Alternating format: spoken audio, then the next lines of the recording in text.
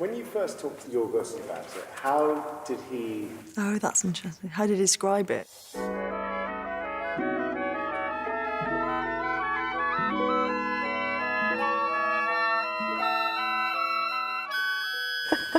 I was quite fascinated by this discordancy between these period costumes and this crazy, less obviously sci-fi history. The process with Yorgos was one of kind of distilling that. He gives you quite a long leash. He doesn't micromanage or tell you what to do, and I found that really fascinating. And I had a whole massive journey of my own, strange body forms in bold, lurid colours. Holly came in with so many boards and so many ideas that were just brilliant. I flew to Athens before our rehearsal process to do a long, early fitting with Holly and Yorgos. We very quickly decided that she may have been dressed in the morning by Mrs. Prim, but has lost most of it by lunchtime. We had a very good starting point with Bella because she's so unique. You can imagine that she would put together her looks in a strange way.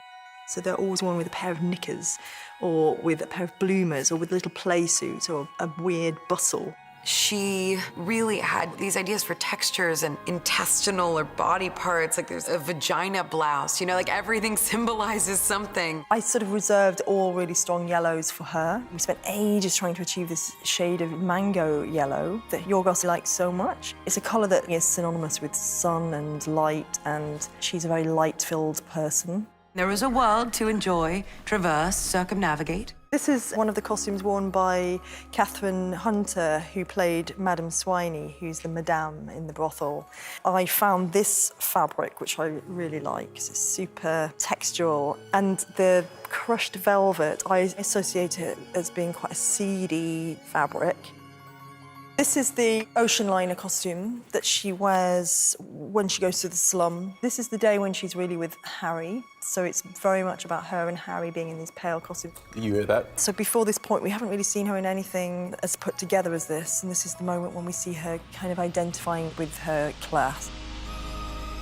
This was not going to be a very traditional period film, so she could work with fabrics, deconstructing the period look. We got the opportunity to reveal layers of garments that we would never normally see in films. Yorgos is really drawn to strange material qualities. He likes things that have a hard-to-place texture. I don't think Yorgos would ever say we're setting this in the 1890s, but he really loved the big sleeves of the 1890s. The silhouette of the period creates this super svelte female body by making the shoulders huge. I think I'm just nervous because of the fall, because that's so constricting. She doesn't wear a corset at all in the film for her performance, particularly when she's very young, like a new person, and at her most childlike. The language of her movement just could not have coped with the corset. And then it's as if she has this separate wardrobe that's almost been waiting for her, that's, you know, a bit more grown up.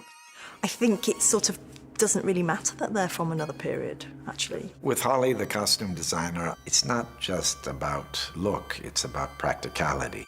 Willem has these boiler suits. We made one that was like based on the idea of what if a smoking jacket was a very tailored smoking jacket boiler suit. I'm actually something of a romantic, Max. And everything has these little sort of smiley pockets that look like orifices, and he plugs his tubing through this funny little hole. Everybody's costume is gorgeous. I could walk down Fifth Avenue with this today. Then actually look cool.